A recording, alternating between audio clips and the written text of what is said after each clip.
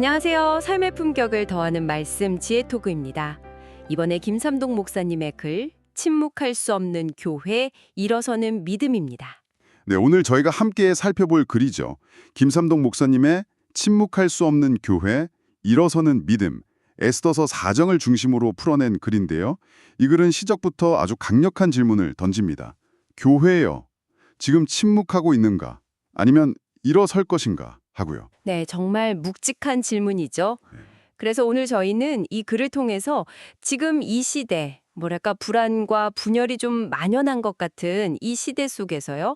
개인이 서 있는 자리는 뭘 의미하는지, 또 책임과 결단, 그리고 공동체적인 행동은 어떤 가치가 있는지 그런 통찰들을 좀 뽑아보려고 합니다. 네, 특히 에스더서는 그 성경 안에서도 좀 독특한 책이잖아요. 하나님 이름이 직접 나오지는 않지만 보이지 않는 그분의 어떤 계획, 섭리가 역사를 끌어가는 걸 보여주는 아주 흥미로운 내러티브를 가지고 있죠. 맞아요. 그래서 오늘 저희는 이 글이 분석하는 그 흐름을 따라가 볼 겁니다.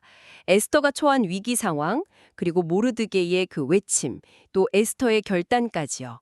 이 글이 여기서 어떤 핵심 메시지를 찾아내고 또 그걸 오늘날 우리 삶, 또 교회, 사회에 어떻게 적용하려고 하는지 그 맥락을 좀 깊이 파헤쳐 보겠습니다. 자, 그럼 이 이야기 속으로 한번 들어가 볼까요? 네, 좋습니다.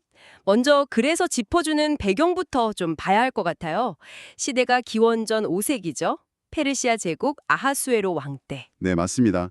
그때 유대인들은 제국 여기저기에 흩어져 사는 소수 민족이었고요. 심지어 왕후가 된 에스더조차도 자신이 유대인이라는 걸 숨겨야 했던 그런 상황이었잖아요. 그렇죠. 그런데 바로 그때 그 하만이라는 아주 높은 관료가 계략을 꾸미죠. 유대민족 전체를 없애려는 정말 끔찍한 위기가 닥친 겁니다. 네. 이 글은 바로 이 지점에서 에스더서가 사용하는 그 문학적인 기법들, 특히 아이러니하고 대조적인 부분에 주목하더라고요. 맞아요.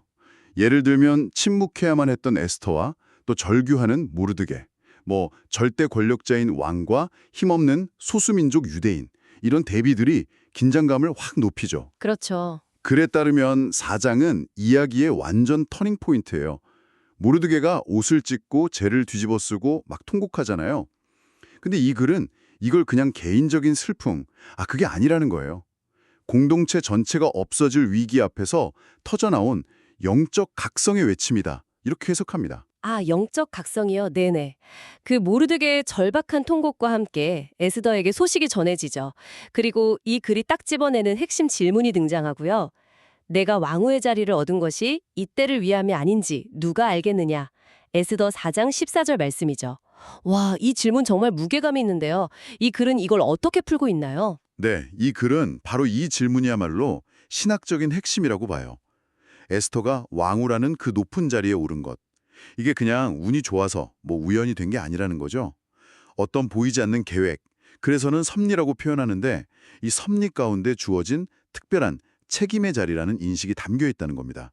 책임의 자리. 네, 이 관점은 지금 이 글을 통해 에스터 이야기를 듣고 계신 당신의 현재 자리, 예를 들면 직장이나 가정, 또 속한 공동체에서 역할까지도 다시 생각하게 만들죠. 그게 그냥 주어진 게 아닐 수 있다. 어쩌면 그것이 바로 이때를 위한 자리일 수 있다. 이런 식으로요. 네네. 그래서는 여기서 아이러니의 신학이라는 개념도 가져옵니다. 그러니까 하나님이 직접 막 전면에 나서시는 건 아니지만 사람이나 사건, 심지어 우연처럼 보이는 상황들을 통해서 역사를 이끌어 가신다는 그런 관점인 거죠. 와, 그거 참 흥미로운 해석인데요. 마치 그 흩어져 있던 퍼즐 조각들이 나중에 보니까 하나의 큰 그림이었더라. 이런 느낌하고 비슷하네요. 그렇죠, 그렇죠. 이 글에서 이런 자리의 책임과 관련해서 혹시 역사적인 사례 같은 것도 언급하고 있나요? 네, 영국의 윌리엄 윌거토스를 예로 들고 있습니다. 그가 영국 의회 의원이 된 것을 그냥 개인의 성공이나 특권으로만 본 게 아니라는 거죠. 당시 사회 문제였던 노예제 폐지라는 그 시대적 과제를 위한 책임의 자리로 받아들였다는 점을 강조합니다. 그의 오랜 노력이 결국에는 제도를 바꾸는 변화를 이끌어냈다고요.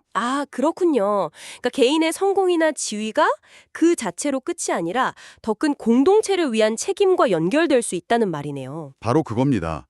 이 글이 그걸 강조해요. 그래서 듣고 계신 당신에게도 묻는 셈이죠. 지금 당신이 서 있는 그 자리는 어떤 의미인가? 나는 왜 여기에 있는가? 이 질문 앞에서 자신의 위치를 그냥 누리는 자리, 특권의 자리가 아니라 책임의 자리로 다시 한번 보라는 거죠.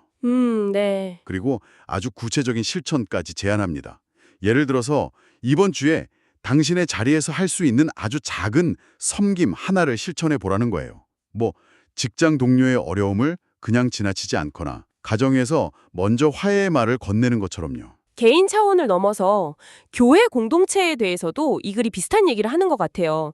교회가 세상과 그냥 동떨어진 안전지대에만 있어서는 안 된다.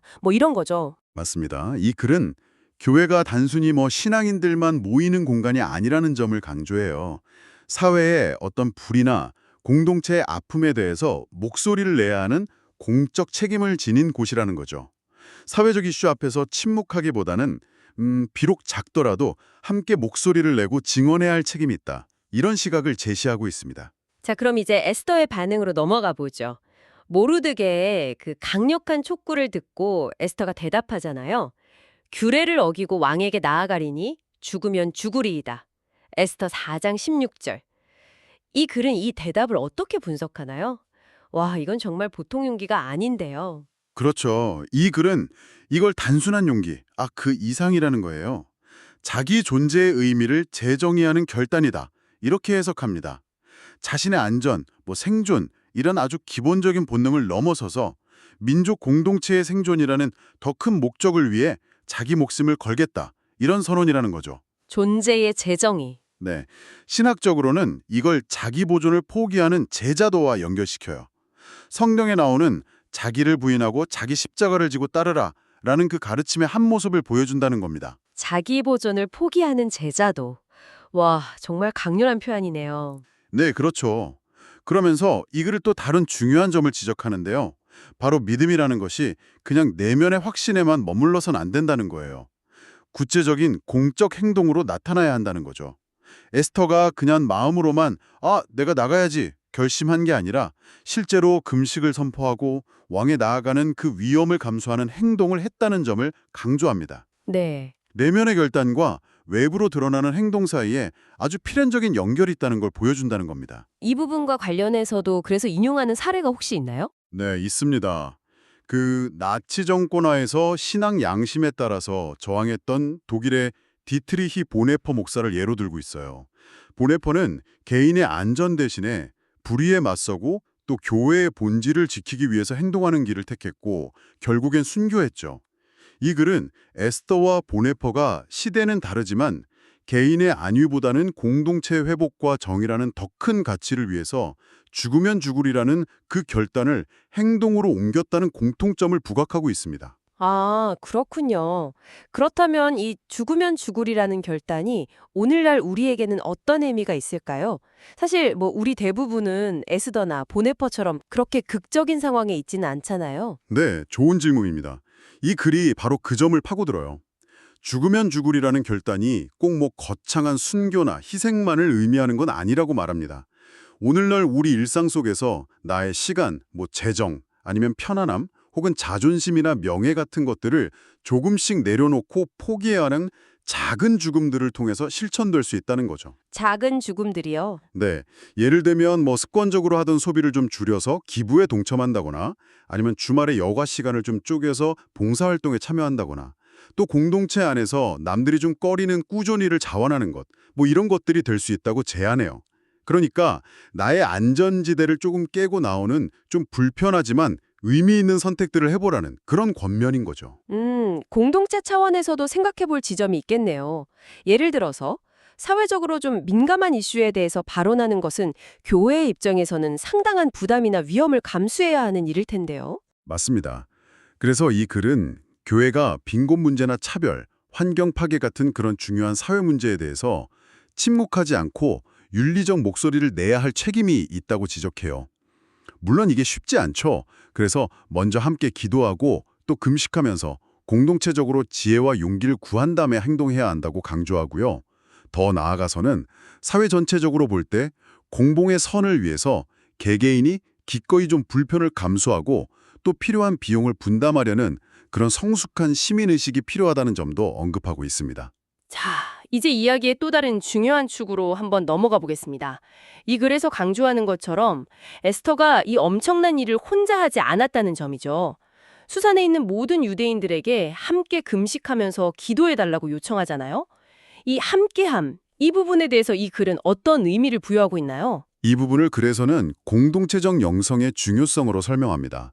에스더의 그 개인적인 결단이 혼자만의 행동으로 끝난 게 아니라 공동체 전체의 기도와 금식, 즉 연대로 이어졌다는 점을 주목하는 거죠. 아, 연대. 네, 신학적으로 볼 때 기도는 단순히 소원을 비는 그런 수동적인 행위를 넘어서요.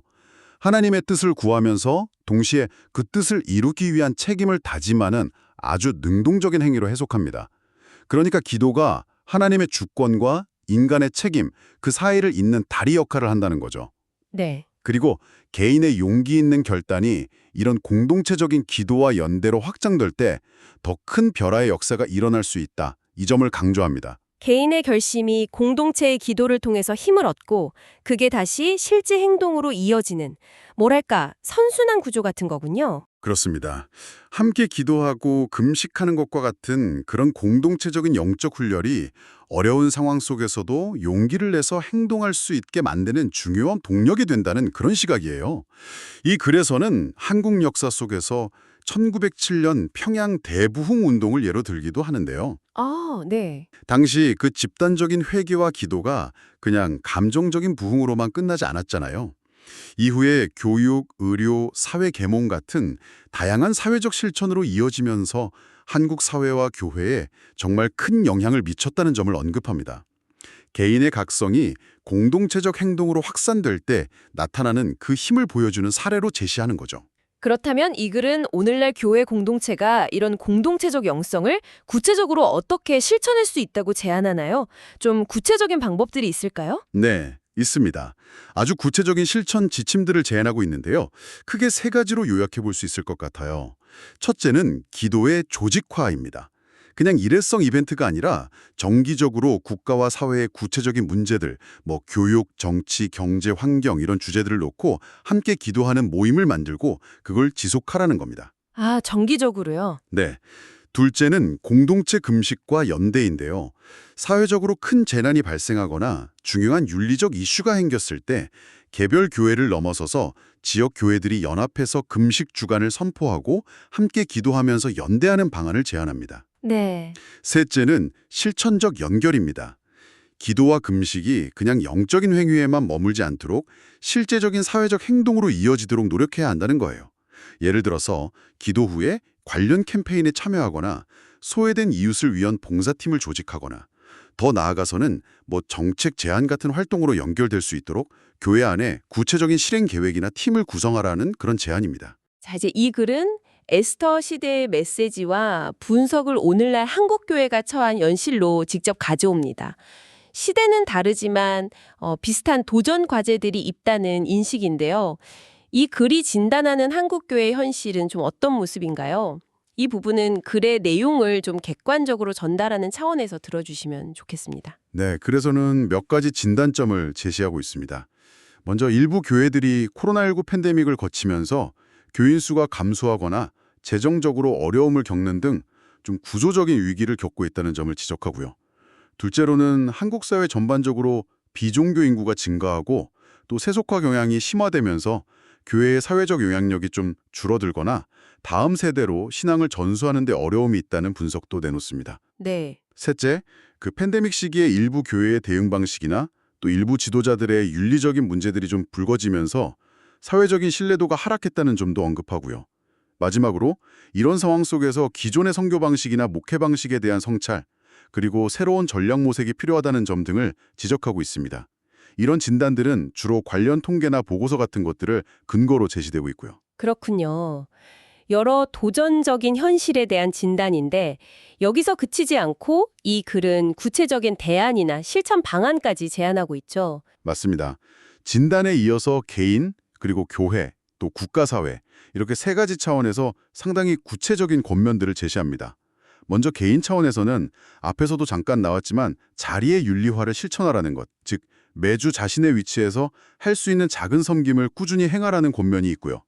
또 작은 죽음의 결단, 그러니까 매달 시간이나 재능, 재정을 조금씩 나누는 실천을 해보라는 것과 매일 짧게라도 기도와 중보의 시간을 갖는 것을 제안합니다. 네, 개인 차원. 그럼 교회 차원에서는 어떤 제안들이 있을까요?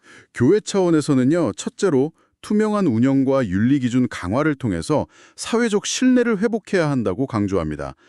재정 공개라든지 의사결정 과정의 투명성을 높이고 필요한 경우에는 윤리위원회를 설치하는 방안 같은 걸 제시하고요. 아, 투명성. 네. 둘째로는 지역사회의 구체적인 문제들, 예를 들어 돌봄 공백이나 청년 실업 같은 문제들에 대해서 교회가 더 적극적으로 연구하고 대안을 제시하며 참여하는 등 공적 책임을 회복해야 한다고 말합니다. 셋째, 개별 교회를 넘어서서 교회들이 연합해서 기도하고 또 중요한 사회 이슈에 대해서 함께 목소리를 내는 연대 활동을 강화하라고 권면합니다. 마지막으로 국가나 사회 전체를 향한 제안도 있군요. 네, 그렇습니다. 국가사회 차원에서는 교회가 성도들에게 좀 건강한 시민의식과 사회 참여 방법을 교육하는 역할을 해야 한다고 제안해요. 공공정책에 대한 이해라든지 윤리적 리더십 교육 같은 것들이죠. 또한 청년 문제나 저출산 같은 국가적인 난제에 대해서 교회가 그냥 비판만 할 게 아니라 멘토링이라든지 대안적인 돌봄 시스템 구축 같은 실질적인 해법 마련에 동참하고 기여해야 한다고 말합니다. 그리고 국가적인 위기 상황에서는 정부나 시민사회와 적극적으로 소통하고 협력하는 자세가 필요하다는 점도 강조하고 있습니다. 와, 정말 다각적이고 구체적인 제안들이네요. 자, 오늘 저희는 당신께서 공유해 주신 김삼동 목사님의 글 침묵할 수 없는 교회, 일어서는 믿음을 깊이 살펴보았습니다. 이때를 위함이 아닌지 누가 알겠느냐는 수천 년 전 모르드게의 질문은 이 글을 통해 오늘 우리 각자에게 다시 던져지고 있습니다. 당신이 서 있는 바로 그 자리, 그곳이 우연이 아니라면 어떤 의미와 책임이 담겨 있을까요? 네, 에스더의 주군을 치고 뒤다라는 그 대답은 침묵이 더 이상 답이 될 수 없으며 때로는 위험을 감수하는 행동이 필요함을 보여줍니다. 이 글은 기도가 행동의 시작이며 또 말과 행동이 일치될 때 공동체는 신뢰를 회복하고 제 역할을 감당할 수 있다고 강조하고 있죠. 마지막으로 이 글의 핵심 주제와 연결해서 한 가지 좀 생각해 볼 질문을 던져보고 싶습니다.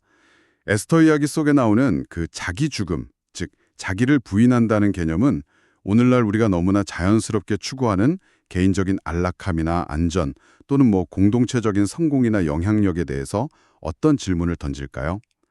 어쩌면 가장 편안하고 안전하다고 느끼는 바로 그 지점에서 우리가 죽어야 할 부분은 무엇일지 각자의 상황 속에서 깊이 고민해 볼 만한 그런 질문인 것 같습니다. 네, 오늘 나눈 이야기들이 듣고 계신 당신의 생각에 작은 불씨가 되기를 바랍니다.